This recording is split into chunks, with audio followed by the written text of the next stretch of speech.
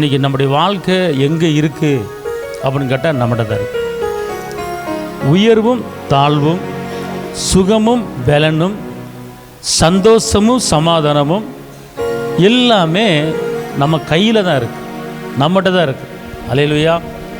ஏன்னு கேட்டால் நம்ம தலையிலேருந்து கால் வரைக்கும் எல்லா உறுப்புகளிலுமே எலும்புக்கு மேலே தான் சதை இருக்குது, சரிங்களா? ஆனால் எலும்பு இல்லாத ஒரு உறுப்பு என்ன தெரியுமா? நாக்கு. எலும்பு இல்லாத உறுப்பு நாக்கு. அந்த நாக்கில் தான் நீங்கள் சுவையை அறிந்து கொள்ள முடியும். எதை அறிந்து கொள்ள முடியும்? உப்பு, துவப்பு, இனிப்பு, கசப்பு எல்லாத்தையும் என்ன செய்ய முடியும்? அறிந்து கொள்ள முடியும். இது நல்லதா, இது நல்ல உணவா, கெட்ட உணவா, இது இனிப்பான உணவா, கசப்பான உணவா, நாக்கில் என்ன செய்ய முடியும்? அறிந்து கொள்ள முடியும், தெரிந்து கொள்ள முடியும். ஆனால் இந்த சுவைகளை நாக்கில் நீங்கள் அறிஞ்சிக்கிறீங்க, தெரிஞ்சுக்கிறீங்க. ஆனால் இந்த நாக்கில் தான் உன் சுகமும் இருக்குது, உன் பலனும் இருக்குது. அல்லேலூயா. ஆமென் சொல்லுங்கள். அல்லேலூயா, அல்லேலூயா.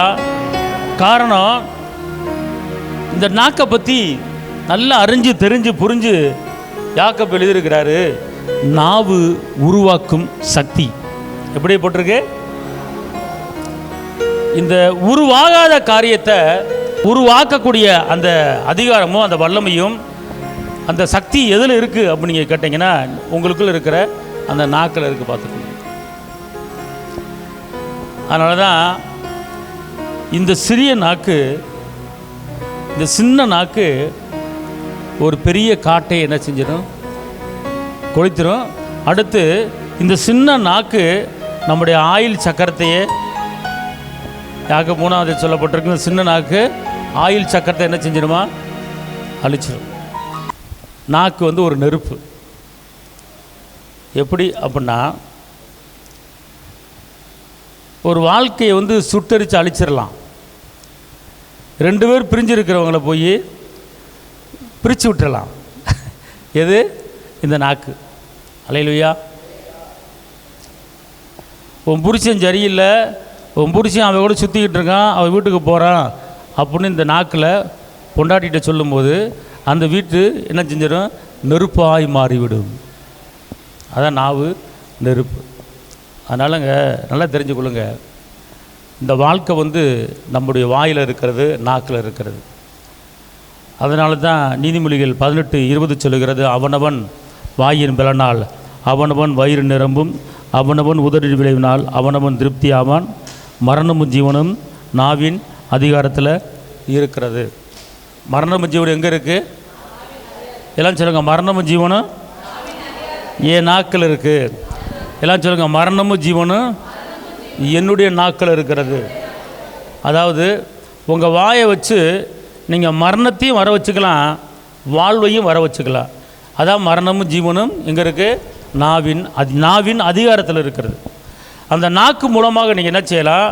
நீங்கள் வாழ்வை வர வச்சுக்கலாம், சுகத்தை வர வச்சுக்கலாம், அற்புதங்களை வர வச்சுக்கலாம், அதிசயங்களை வர வச்சுக்கலாம், வெற்றியை வர வச்சுக்கலாம், விடுதலையை வர வச்சுக்கலாம், அன்பை வர வச்சுக்கலாம், சமானத்தை வர வச்சுக்கலாம். ஆனால் இதே நாக்கில் தான் அழிவையும் கொண்டு வருமா? அப்படின்னா நீங்கள் எப்படி நீங்கள் வாயை திறந்து பேசுகிறீங்களோ அப்படி தான் உங்களுடைய வாழ்க்கையும் என்ன செய்யும்? இருக்கும். எனக்கு இருக்கவே பிடிக்கலை, எனக்கு இருக்கவே பிடிக்கலை, எனக்கு இருக்கவே பிடிக்கலை அப்படின்னா அது உங்களுக்கு அழிவை கொண்டு வந்துடும். ஆனால் நான் இப்போது இருப்பதை பார்க்கலாம் 1000 மடங்கு நான் பெருகுமே அப்படிங்கும்போது இந்த வார்த்தை உங்களுக்கு வாழ்வு கொடுக்கும். அல்லேலூயா. ஒரு வசனத்தை வாசிங்க. சங்கீதம் 66:18. என் இருதயத்தில் அக்கிரம சிந்தை கொண்டிருந்தேயானால் ஆண்டவர் எனக்கு செவி கொடார். பார்த்துக்கொள்ளுங்க. அக்கிரம சிந்தைங்கிறது என்னன்னு கேட்டிங்கன்னா நினைவுகள் அல்லது ஞாபக சக்தி அல்லது யோசனைகள். நல்லா தெரிஞ்சுக்கொள்ளுங்க. இன்றைக்கி நம்முடைய நினைக்கிற காரியம்தான் நம்ம வாயை திறந்து என்ன செய்கிறோம்? பேசுகிறோம்.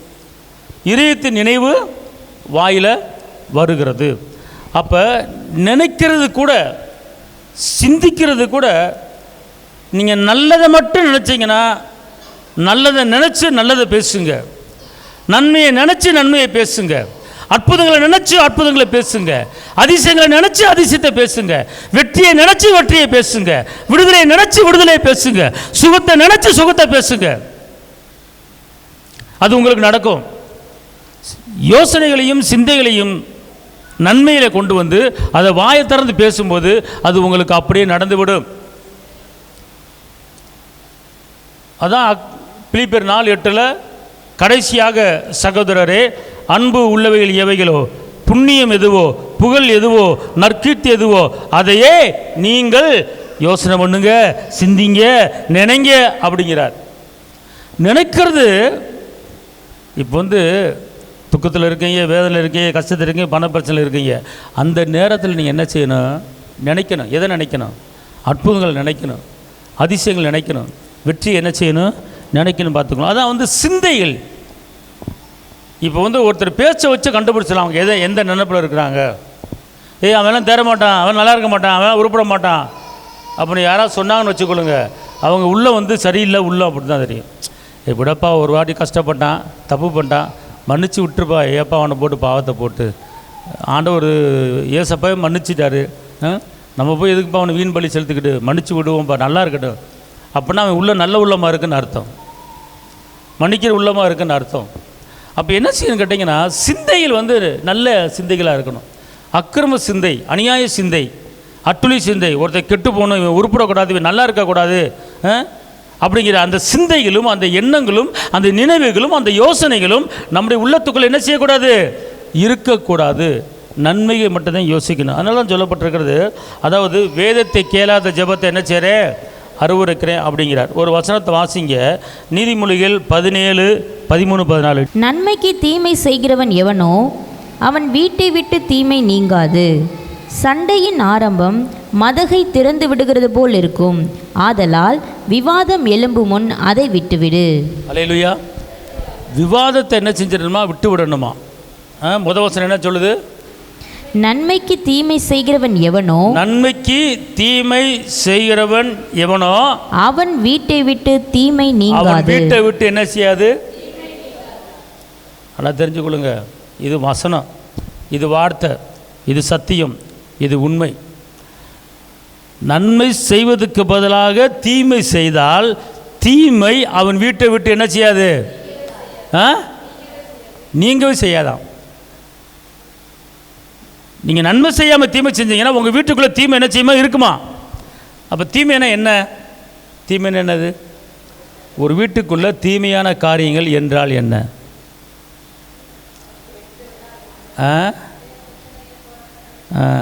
பிரச்சனைகள், போராட்டங்கள். என்ன பிரச்சனை, என்ன போராட்டம் அப்படின்னு கேட்டிங்கன்னா, ஃபஸ்ட்டு ஒரு மனது இருக்காது, முறுமுறுப்பு இருக்கும். தேவையில்லாத பிரச்சனைக்கு, தண்ணிக்கு, ரசத்துக்கும், குழம்புக்கும் சண்டை வரும். திடீர்னு மாமியார் சண்டை வரும், அத்தை சண்டை வரும், நாத்தனை சண்டை வரும். ஏதாவது ஒரு தீமைகள் குடும்பத்தில் நடந்துக்கிட்டே இருக்கும். அப்போ இதுக்கு என்ன காரணம் அப்படின்னு கேட்டால், நம்ம நன்மை செய்யாமல் இருப்பதனால், தீமையை யோசிப்பதனால் நம்ம வீட்டில் என்ன செய்யும்? தீமை இருக்கும். அதனால் நீங்கள் நினைக்கிறது, சிந்திக்கிறது எல்லாமே எல்லாரும் நல்லா இருக்கணும் அப்படின்னு மட்டும் நினச்சிருங்க. எல்லாரும் நல்லா இருக்கணும் அப்படின்னு மட்டும் நினச்சிருங்க. யாரும் கெட்டு போகக்கூடாது நினைக்கக்கூடாது. அப்படி நினச்சா நம்மளுக்கு அது வினையாக வந்துடும். ஆனால் நன்மை மட்டும் என்ன செய்யுங்க? யோசிங்க. யாரை பற்றியும் குற்றப்படுத்தக்கூடாது, யாரை பற்றியும் குறை சொல்லக்கூடாது.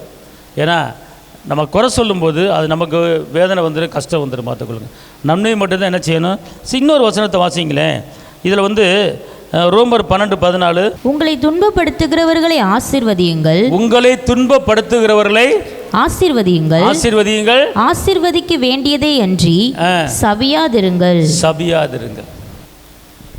நம்மளுக்கு ஏன் இடுப்பு வலி வருது, முட்டு வலி வருது, முடக்கு வலி வருது, தலைவலி வருது? ஏன் தேவையில்லாத கட்ட பஞ்சாயத்து, தேவையில்லாத பிரச்சனை வருது அப்படின்னு கேட்டால், இன்றைக்கி உங்களை துன்பப்படுத்துகிறவர்களை பதிலுக்கு துன்பப்படுத்தாமல் அவர்களை ஆசீர்வதியுங்கள். ரெண்டாவது, யாரையுமே வாயை திறந்து என்ன செய்யக்கூடாது? சபிக்கக்கூடாது, சபிக்கக்கூடாது. இந்த வாயிலிருந்து ஒரு ஊற்றுக்கண்ணில் நல்ல தண்ணி மாத்திரம் வரும், உப்பு தண்ணி வராது.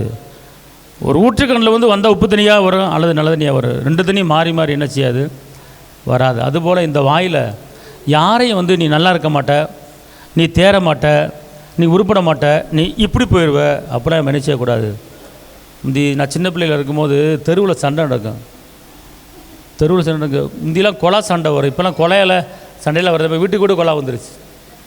இந்த காலத்தில் வந்து பெண்கள் கொடுத்து வச்சவங்க ஏன்னா வீட்டுக்கு வாசப்பில் ஒரு கொலாயா, 5 அடி தள்ளி ஒரு வீடு, அந்த வீட்டுக்கு ஒரு கொலாயா, 3 அடி தள்ளி ஒரு கொலா.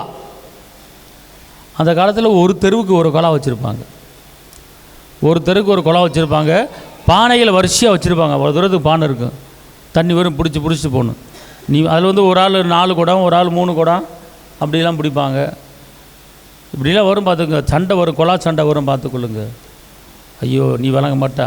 அன்றைக்கே தான் அவங்க வீட்டு ரகசியம் வெளியாகும். அவங்க வீட்டு ரகசியம் அன்றைக்கி தான் வெளியாகும். பெண்கள் வந்து நல்ல ஒரு வாரத்துக்கு நல்லா ஜோடி போட்டு நல்லா ஜாலியாக ஃப்ரெண்டாக இருப்பாங்க. ஃப்ரெண்டாக இருக்கும்போது தன்னையே மறந்து தன் புருஷன் காரியத்தை சொல்லிவிடுவாங்க. தன்னையே மறந்து தன் வீட்டுக்காரத்தை சொல்லிவிடுவாங்க. அவள் நல்லவள், கடைசி வரைக்கும் ஃப்ரெண்டாக இருப்பா, என் துணை அப்படின்னு சொல்லி எல்லாத்தையும் வீட்டு ரகசியம் எல்லாத்தையும் புருஷன் ரகசியம் எல்லாம் சொல்லிவிடுவாங்க. ஒரு 3 மாதம் ஓடும். திடீர்னு அவங்களுக்குள்ள கசப்பு வந்துடும். ஆனால் அந்த கொலா சண்டை தண்ணி பிடிக்கும் போது சொல்லுவாங்க, உன்னை பற்றி தெரியாதா, உன் புருஷன் அப்படித்தானே. அப்போ தான் வெளியாகும் எல்லாத்துக்கும். 10 வருஷத்துக்கு முன்னால் சொல்லிடுறேன் அந்த அம்மா, மனசில் கிடக்காது. அதனால தான் நீதிமொழியிலும் சொல்லப்பட்டிருக்கு, அந்நியன் இடத்துல உன் ரகசியத்தை வெளிப்படுத்தாத, சொல்லாத. நம்மளுக்கு என்னதான் நெருங்கிய நண்பர்களாக இருக்கட்டும், நம்ம வீட்டாரே சத்துருன்னு சொல்லப்பட்டிருக்கிறது, நம்ம வீட்டு விஷயத்தை சொல்லக்கூடாது. அதனால் வந்து இந்த வாயின் வார்த்தை வந்து ரொம்ப ரொம்ப கவனம் பார்த்துக்கொள்ளுங்க. நிறைய நேரத்தில் அந்த நேரத்தில் சபிச்சிருவாங்க. இப்போ முந்திய நாளும் அப்படி செய்வாங்க. சில பேர் இப்படி கையை இப்படி வச்சுட்டு சொடக்கு போடுவாங்க. சொடக்கு போடுவாங்க, மண் அள்ளி என்ன செய்வாங்க. அது நடந்திருக்கு. ஆனால் இப்போ அப்படிலாம் இல்லை. ஆண்டவருக்கு நன்றி. கொலா சண்டை வர்றதுக்கு சான்ஸ் இல்லை. லாரி சண்டை, லாரியில் தண்ணி பிடிக்கும் வர சான்ஸு கிடையாது. எல்லாமே வீட்டுக்கு கொலா வந்துருச்சு. அதன் மூலமாக சண்டைகள் என்ன செஞ்சு ஓய்ந்து விட்டது. எல்லா புகழும் எல்லா மகிமையும் இயேசுவுக்கே. அப்படி என்றால், ஆனால் இந்த சண்டை இல்லைன்னா வேறு சண்டை வரும், வேறு வழியில் வரும், வேறு ரூபத்தில் வரும். அது எப்படி வரும்னு கேட்டால் அந்த வாயின் வார்த்தையில் தான் வரும். பார்த்துக்கணும், நல்லா தெரிஞ்சுக்கொள்ளுங்க. நீங்கள் பேசுகிற அந்த வார்த்தை வந்து அது காற்றுல பறந்து போய் சில வேலைகளை செய்யும். சில வேலைகளை செய்யும். அதாவது ஏசியா 55:10-11 சொல்லுது, வானத்திலிருந்து மழை பெஞ்சு பூமியை நனைத்து விதைக்கிறவனுக்கு விதையும் புசிக்கிறவனுக்கு ஆகாரத்தை கொடுக்கறது எப்படியோ அப்படியே என் வாயிலிருந்து புறப்படும் வசனமும் இருக்கும். அது வெறுமையாக என்கிட்ட திரும்பாமல் நான் அனுப்பின காரியம் வாய்க்கப்பட்டு நடக்கும். அப்போ வார்த்தையை நம்ம ஒரு இடத்துக்கு அனுப்பினோம்னா அந்த வார்த்தை போய் வேலை செய்யும். பார்த்துக்கொள்ளுங்க, நல்லா புரிஞ்சுக்கொள்ளுங்க. வார்த்தை போய் வேலை செய்யும். அந்த வார்த்தை போய் இதயத்தை குத்தும். ஆனால் வல்லமையான வார்த்தை, ஜீவனுள்ள வார்த்தை, உயிருள்ள வார்த்தை இந்த பைபிள் இருக்கிற வார்த்தை மட்டுமே. இந்த வார்த்தை முடியாத காரியத்தை முடிய வைக்கும். இந்த வார்த்தை நடக்காத காரியத்தை நடக்க வைக்கும். இந்த வார்த்தை துக்கமான வார்த்தையை சந்தோஷமாய் மாற்றும். இந்த வார்த்தை பலவீனமான உள்ளவர்களை பலவானாக மாற்றும். அதனால தான் சொல்லப்பட்டிருக்கு எபிரேயர் 4:12, தேவனுடைய வார்த்தை இருபுறம் கற்குள்ள பட்டயம். அது ஆவி, இந்த ஆத்துமா, இந்த சரீரம், இந்த ஊனு யோசனை உருவ குத்தி பிரித்தெடுத்துரும். இந்த வார்த்தை நம்ம சரீரத்துக்கு உள்ளே போய் என்ன செய்யுமா, வேலை செய்யுமா. அப்படிப்பட்ட வார்த்தைகள் இந்த வார்த்தைகள். அப்போ இந்த வார்த்தைகளை நாம் எந்தெந்த காரியத்துக்கு பயன்படுத்த வேண்டுமோ, எந்தெந்த காரியத்துக்கு நாம் செயல்படுத்த வேண்டுமோ அந்த காரியத்துக்கு தான் பயன்படுத்த வேண்டும். அதுக்கு தான் உங்களை துன்பப்படுத்தவர்களை என்ன செய்யாதீங்க, சபியாதிருங்கள். சபிக்கக்கூடாது யாரையும். சபிக்கக்கூடாது.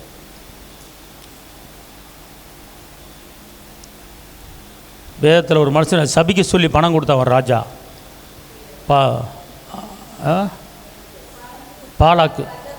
பாலாக்க இஸ்ரேல் மக்களை போய் சபி, இஸ்ரேல் மக்கள் அழியணும், உன் வாயை திறந்து பேசு, நீ சொன்னா நடந்துடும், வாயை திறந்து அழிவார்கள் ஒளிவார்கள், சொல்லு, அழிஞ்சிருவாங்க, சபி அப்படின்னு பணம் கொடுத்து சபிக்க வச்சான் ராஜா. ஆனால் இதே வாயில தான் நீ அவர்களை ஆசீர்வதியும், அவர்களை ஆசீர்வதியும். நான் என்ன சொல்கிறேன், உங்கள் வாயில் பணங்காசு சொத்து சுகம் நகையை காட்டிலும் உங்கள் வாயை திறந்து ஆசீர்வதிச்சிங்கன்னா அதுதான் வந்து சொத்து, அதுதான் நகை, அதுதான் பணம், அதில் தான் வல்லம் இருக்குது. நீங்கள் வாயை திறந்து ஆசீர்வதிச்சிட்டிங்கன்னா பணம் எங்கே இருந்தாலும் உங்களை என்ன செய்யும், தேடி வரும். பார்த்துக்கொள்ளுங்க.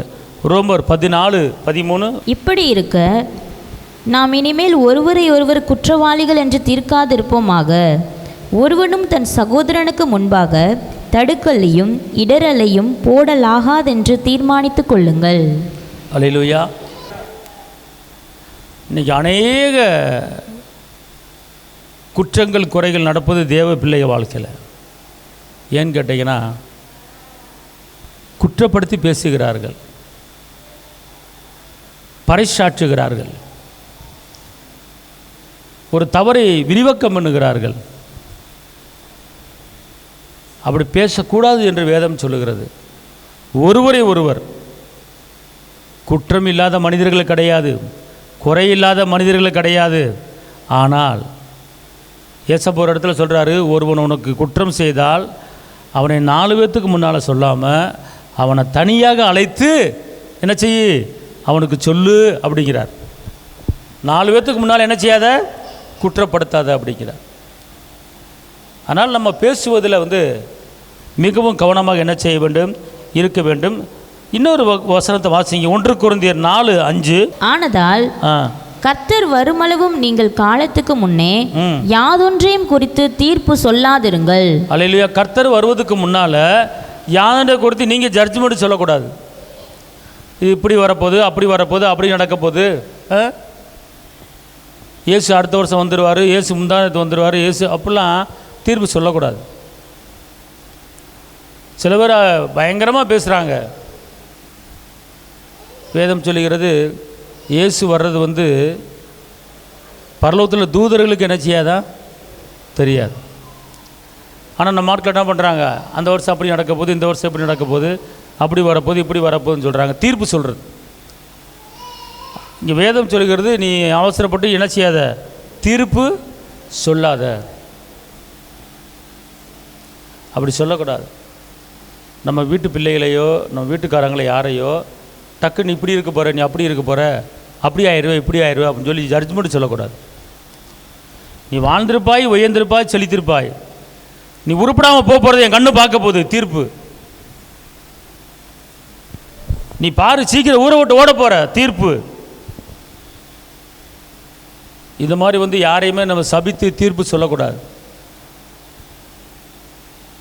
தீமைக்கு தீமையை பார்க்காதபடி உதாசனத்துக்கு பதிலாக ஆசீர்வாதங்களை சுதந்திரிக்க அழைக்கப்பட்டு இருக்கிறீர்கள் என்பதை அறிந்து நீங்கள் எல்லாரும் என்ன செய்யணும், ஆசீர்வதிக்க மட்டும்தான் செய்ய வேண்டுமே தவிர நீங்கள் என்ன செய்யக்கூடாது, தீர்ப்பு சொல்லக்கூடாது. அடுத்து 1 கொரிந்தியர் 10:10 என்ன சொல்லுதுன்னா, அவர்களில் சிலர் முறுமுறுத்து சங்காரக்காரனாலே அழிக்கப்பட்டார்கள், அதுபோல நீங்களும் முறுமுறுக்காதிருங்கள். இங்க நீங்க நினைக்கலாம், சில அழிவுகள் ஏன் வருது, சில அழிவுகள் ஏன் வருது, சில பலவீனங்கள் ஏன் வருது. இப்போ மீரியம்முக்கு வந்து ஒரு பலவீனம் வந்துச்சு, குஷ்டம் வந்துச்சு. ஏன் வந்துச்சு?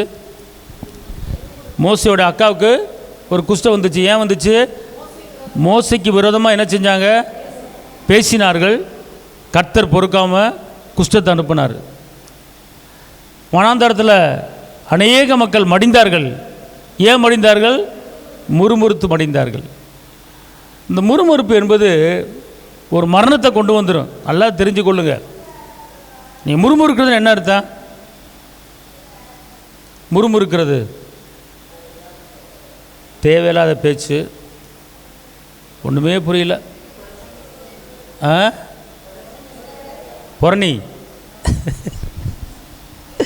இதெல்லாம் பேசும்போது என்ன நடக்கும் தெரியுமா? அழிவுகள் வரும், உங்களுக்கு தெரியாது. 4 பேர் சேர்ந்தா அந்த குடும்பத்தை பற்றி பேசுகிறது, இந்த குடும்பத்தை பற்றி பேசுகிறது. அவள் இப்படி, இவ இப்படி, அவள் அங்கே போனால் இவ எங்கே வந்தா, அவள் எங்கே போனா என்ன, அவள் எங்கே வந்தா, நம்மளுக்கு என்ன? உனக்கு எதுவும் பிரச்சனையா? இல்லை உன் குடும்பத்துக்கு வர்றது வராமல் போயிடுமா? அவள் எல்லாம் விவரம் தெரிஞ்சவ தானே. தப்பு எது, நல்லது எது, கெட்டது எது எல்லாம் தெரியும்ல. அப்போ அது எங்கே அவள் அங்கே போகிறா இங்கே போகிறான்னு சொல்லி நம்ம பேசி நம்ம ஆசீர்வாதத்தை நம்ம கெடுத்துக்க கூடாது. அதனால் நம்ம அந்த அடுத்தவங்க விஷயத்தை கண்காணிக்கிறதுல ரொம்ப ஃபஸ்ட்டாக இருப்போம். பார்த்துக்கொள்ளுங்க. நன்மையை கண்காணிக்க மாட்டோம், தீமைகளை தான் நிறைய என்ன செய்வோம், கண்காணிப்போம்.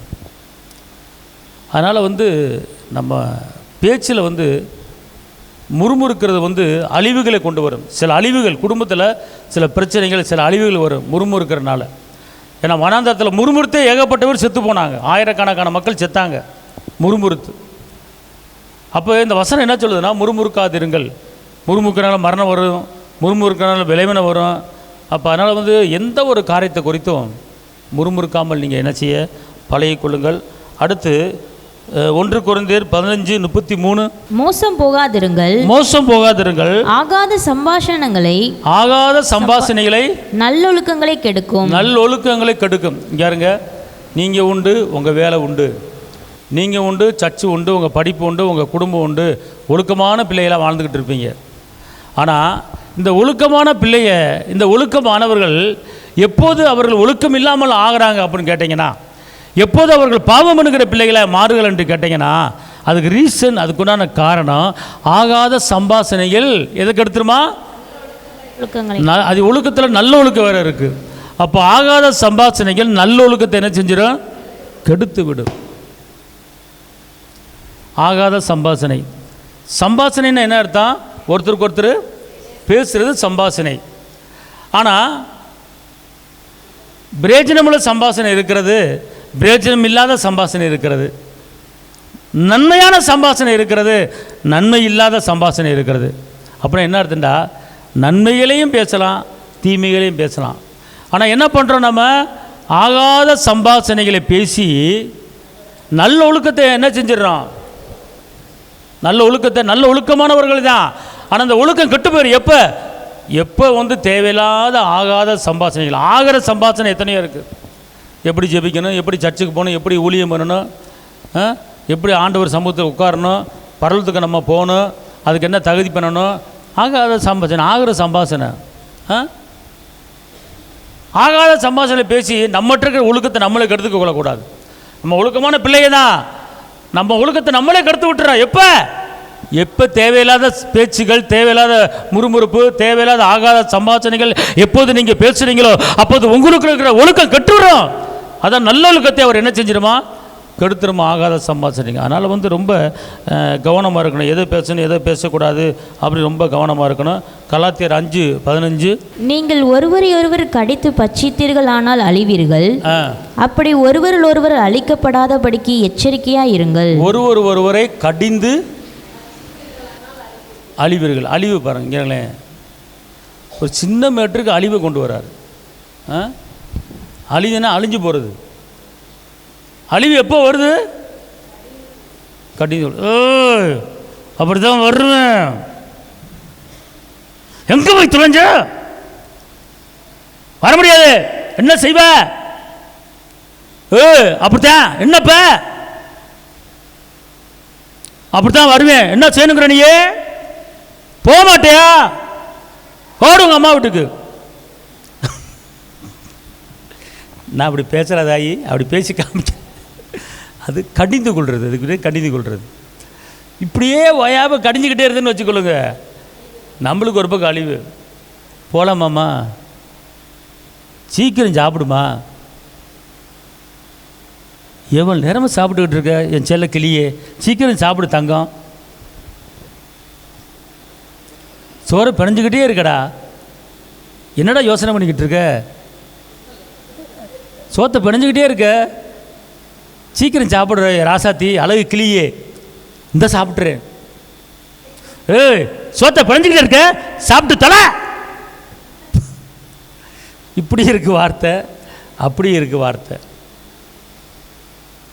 அப்பன மாதிரியே இருக்கே, அப்பே அப்பே அப்பே அப்பே அப்பே. அவங்க அப்பா என்ன பண்ணுறான்னு அப்படியே பண்ணுற. உன் அப்பே ஒரு தருதலை, நீ ஒரு தருதலை. கடிந்து கொள்வது இது வந்து நம்மளுக்கு நன்மை நினச்சி பெரிய நம்ம வந்து ஒழுக்கமாக இருக்க நினச்சி நம்ம பேசுகிறோம். ஆனால் பின்னாடி நம்மளுக்கு அழிவு வரும். கடிந்து கொள்ளுதல், தேவையில்லாத கடிந்து கொள்ளுதல் அழிவை கொண்டு வரும். அதனால் கவனமாக இருங்க. அடுத்து வந்து எபேசியர் 4:29, கெட்ட வார்த்தை ஒன்றும் உங்கள் வாயிலிருந்து புறப்பட வேண்டாம், பக்தி விருத்திக்கு ஏதுவான நல்ல வார்த்தை உண்டானால். இப்போ நல்லா தெரிஞ்சுக்கொள்ளுங்க, பக்தி விருத்திக்கு உண்டான வார்த்தை. ஒரு ஆள் நம்ம பேசுகிற பேச்சை வச்சு அவனுக்கு பக்தி உண்டாகணும். ஒரு ஆள் நம்ம பேசுகிற பேச்சை கேட்டு அவனுக்கு சமாதானம் உண்டாகணும். நம்ம பேசுகிற பேச்சை கேட்டு அவனுக்கு வந்து ஒரு தயவு உண்டாகணும், இரக்கம் உண்டாகணும், ஒரு தேற்றல் வளம் உண்டாகணும். அப்போ பக்தி விருத்தி உண்டாகிறதுக்கு உண்டான வார்த்தையை மட்டும்தான் நம்ம பேசணும். கெட்ட வார்த்தை ஒன்று நம்ம வாயில் என்ன செய்யக்கூடாது, வரக்கூடாது. அல்லேலூயா. எபேசியர் 5:6 என்ன சொல்லுதுன்னா, வீண் வார்த்தை என்ன செய்ய மாட்டேன், வீண் வார்த்தை என்ன செய்ய மாட்டேன், பேச மாட்டேன். வீண் வார்த்தையினாலே எச்சரிக்கை. மோசம் எங்கே வருது? மோசம் வீண் வார்த்தையில் மோசம். இப்போ இதுலும் தெரியுதா நாக்கு எப்படி கவனமாக இருக்கணும்னு? மோசம்னா ஐயோ சொல்ல முடியாது. அப்போ மோசம் எங்கே வருது அப்படின்னு கேட்டால், வாயில் வருகிற அந்த நாக்கு மூலம் பேசுகிற வீண் வார்த்தைகள். அந்த வீண் வார்த்தை மூலமாக மோசமான காரியங்கள் நம்முடைய வாழ்க்கையில் நடக்குது. ஒரு வார்த்தை யோபு சொல்றாரு, பார்த்துக்கொள்ளுங்க. யோபு 35:13, தேவன் வீண் வார்த்தைக்கு செவி கொடார், சர்வ வல்லவர் அதை கவனியார். இங்க தேவன் வீண் வார்த்தைகளுக்கு செவி கொடுக்க மாட்டார். அதை என்ன செய்ய மாட்டாரா, கவனிக்க மாட்டார். அப்போ தேவனே வீண் வார்த்தைக்கு செவி கொடுக்க மாட்டார், தேவனே வீண் வார்த்தையில் கவனிக்க மாட்டார். அப்போ இன்னைக்கு நம்ம என்ன செய்யணும்னு கேட்டால், அவரே கவனிக்க மாட்டாராம், அவரே செவி கொடுக்க மாட்டார். அப்போ அவரை போல நம்ம வீண் வார்த்தைகளை என்ன செய்யக்கூடாது,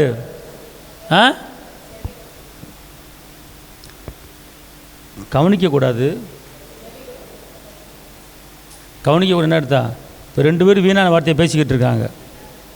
நீங்கள் நல்லா காது கொடுத்து காதை அப்படி திறந்துக்கிட்டு கேட்டுக்கிட்டு இருக்கக்கூடாது. கர்த்தரே செவி கொடுக்க மாட்டேங்கிறார் வீண் வார்த்தைகளுக்கு. அப்போ நீங்கள் எதுக்கு செவி கொடுக்குறீங்க? 2 பேரும் கலகமான பேச்சு பேசிக்கிட்டு இருந்தாங்கன்னா அதை கேட்கக்கூடாது.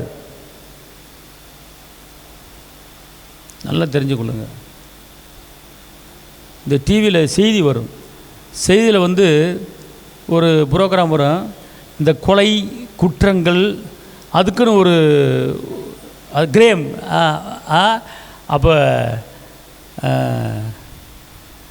அந்த மாதிரி செய்தியில் பார்க்கும்போது நம்மளுக்கு ஒரு பக்கம் வேதனை உண்டாகும், ஒரு பக்கம் என்னாகும், அந்த நினைவு நமக்குள்ளே என்ன செஞ்சிடும், வரும். பார்த்துக்கொள்ளுங்க. அப்போ அந்த மாதிரி காரியங்கள் நம்ம என்ன செய்யக்கூடாது, கவனிக்கக்கூடாது, செவி கொடுக்கக்கூடாது. அப்போ அப்படிப்பட்ட, அதாவது எதை பார்க்கணும் எதை பார்க்கக்கூடாது, எதை கேட்கணும் எதை கேட்கக்கூடாது என்பதை கவனித்து தான் நம்ம வாழ்க்கையை என்ன செய்யணும், நடத்தணும். அதனால் இந்த நாட்களிலே விழித்திருங்கள், ஜாக்கிரதையாருங்கள். எதை பார்க்கணுன்னு நினச்சி பாருங்கள், கேட்கணும்னு நினச்சி கேளுங்க. வார்த்தை ரொம்ப மெயின். தவறான வார்த்தைகளை மட்டும் தயவுசெய்து பேசிடாதீங்க. அடுத்தவர்கள் மனது புண்படும்படி பேசிடாதீங்க. உங்களை யார் துன்பப்படுத்தினாலும், உங்களை யார் வந்து குற்றப்படுத்தினாலும் பதிலுக்கு நீங்கள் குற்றப்படுத்தாதீங்க. பதில் நீங்கள் ஆசிர்வதிங்க, நீங்கள் ஆசீர்வாதமாக இருப்பீங்க. ஒருத்தர் என்கிட்ட கேட்டார், ஏன்னா நீங்கள் ஊழியம் ஆரம்பித்தப்போ தான் நாங்களும் ஊழியம் ஆரம்பித்தோம், நீங்கள் வளர்ந்துட்டே போகிறீங்களே, அதுக்கு என்னையா காரணம்? அவன் இப்படி இவன் இப்படி அப்படி இப்படின்னு சொல்லிக்கிட்டு இருந்தார். நான் சொன்னேன், என்னை நிறைய பேர் முறுமுறுக்கிறாங்க, என்னை நிறைய பேர் குற்றம் சொல்கிறாங்க, நிறைய பேர் குற்றப்படுத்துகிறாங்க, நிறைய பேர் கூத்தாடின்னு சொல்கிறாங்க, நிறைய பேர் வந்து அவருக்கு எங்கேருந்து வருது அப்படிங்கிறாங்க, இப்படி இல்லாத போலலாம் சொல்கிறாங்க. ஆனால் சொன்னவங்க வந்து என்கிட்ட சொல்லிவிடுவாங்க, இன்னார் இப்படி சொன்னாங்க, அன்னார் இப்படி சொன்னாங்க, அன்னார் இப்படி பேசுனாங்க அப்படின்ட்டு. நான் பதிலுக்கு அவங்கள வைய மாட்டேன், பதிலுக்கு அவங்கள திட்ட மாட்டேன். அவங்க பேரை சொல்லி இவர்கள் வாழ்ந்திருக்கணும், இவர்கள் உயர்ந்திருக்கணும், இவர்கள் செழித்திருக்கணும்னு சொல்லிடுவேன். அவங்களுக்கு உண்டான ஆசீர்வாதம் எனக்கு டபுள் மடங்கு ஆயிரும். ஓ இதுதான் ரகசியமா? ஓ இதுதான் ரகசியமா? இதுதான் ரகசியம், வேறு ஒன்றுமே இல்லை. ஒருத்தன் வந்து நம்மளை வையிறான், திட்டுறான், குறை சொல்கிறான் அப்படின்னா, அதான் ஏசப்பா சொல்லி கொடுத்துருக்கிறாரு. உங்களே 1 மைல் தூரம் பலவந்தம் பண்ணாங்க நடத்த, நீ எத்தனை மைல் தூரம் போகணும்? 2 மைல் தூரம் போகணும். உங்களை சபிக்கிறவர்களே ஆசீர்வதிங்க. ஏன் இப்படி சொல்லியிருக்காரு தெரியுமா? நீ ஆசீர்வாதமாக இருப்பதற்காக உன்னை சபிச்சானா அவனை ஆசீர்வதிச்சிரு, நீ ஆசீர்வாதம் இருப்ப. அவன் அப்படியே தான் இருப்பான். இதுதான் ஒரு ரகசியம் அப்படின்னு. ஓ இப்படிலாம் இருக்கா? அப்போ தான் யோசனை வருது அந்த ஆளுக்கு. இனிமேல் நீ குற்றப்படுத்துவ, இனி நான் பேசவே மாட்டேன் யாரையும். அப்போ இனிமேல் நல்லா இருப்பேன், இனிமேல் உன் ஊழியம் நல்லா இருக்கும், இனிமேல் மேலே போவ. அந்த ஊழி எப்படி இருக்குது, இந்த ஊழி இருக்காமல் அப்படி இருக்காமல் இப்படி இருக்காங்க, காரில் போகிறேன், அதில் போகிறேன், இதை போகிறேன், எனக்கு ஒன்றும் வர முடியும், என்ன செய்ய தெரியலையே. புலம்பாத, அடுத்த விஷயத்தை தலையிடாத, அடுத்த ஊற்றி பேசாத. உனக்கும் தேவனுக்கும் உறவை வளர்த்துக்க, அவ்வளோதான். எங்கே போனாலும் யாரை பற்றி அவன் எப்படி கவனிக்காத, யார் மேலே கசப்பை வச்சுக்காத. முதல் ஒரு லிஸ்ட் எடு, உனக்கு எதிராளி யார் முதல் லிஸ்ட் எடு. லிஸ்ட்டு அவனுக்கு பூரா முதல் ஜெபம் பண்ணு, நீ நல்லா இருந்துருவ. அல்லேலூயா. நல்லா தெரிஞ்சுக்கொள்ளுங்க.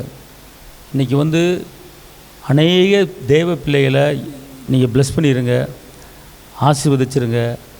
உங்கள் பிள்ளைங்க நல்லா இருக்கு, உங்கள் பிள்ளைங்க நல்லா இருக்கு. அந்த பிள்ளை சரியில்லை, இந்த பிள்ளை சரியில்லை சொல்லாதீங்க. எல்லாம் நல்லா இருக்கணும்.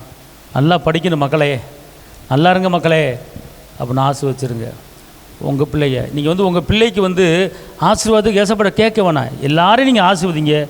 உங்கள் வீடு உங்கள் பிள்ளைங்க நல்லா இருக்குங்க. ஆமேன். இதுதான் கர்த்தர் சொல்லுகிற காரியம். இந்த நாளிலே மிகவும் நம்ம கவனமாக நடக்கணும், மிகவும் கவனமாக பேசணும். 2 பேர் சேர்ந்தீங்கன்னா 3 பேர் சேர்ந்தீங்கன்னா எதை பேசுகிறீங்க கவனமாக பேசுங்க. வீண் வார்த்தைகள், வம்பு வார்த்தைகள், சண்டை வார்த்தைகள், கலகத்தின் வார்த்தைகள், முறுமுறுப்பு வார்த்தைகள், எதை பற்றியும் நம்ம என்ன செய்யக்கூடாது, நம்ம பேசக்கூடாது. நன்மை மட்டும் பேசுவோம், நன்மைகளை பெற்றுக்கொள்வோம். அற்புதங்களை பேசுவோம், அற்புதங்களை பெற்றுக்கொள்வோம். அதிசயங்களை பேசுவோம், அதிசயங்களை பெற்றுக்கொள்வோம்.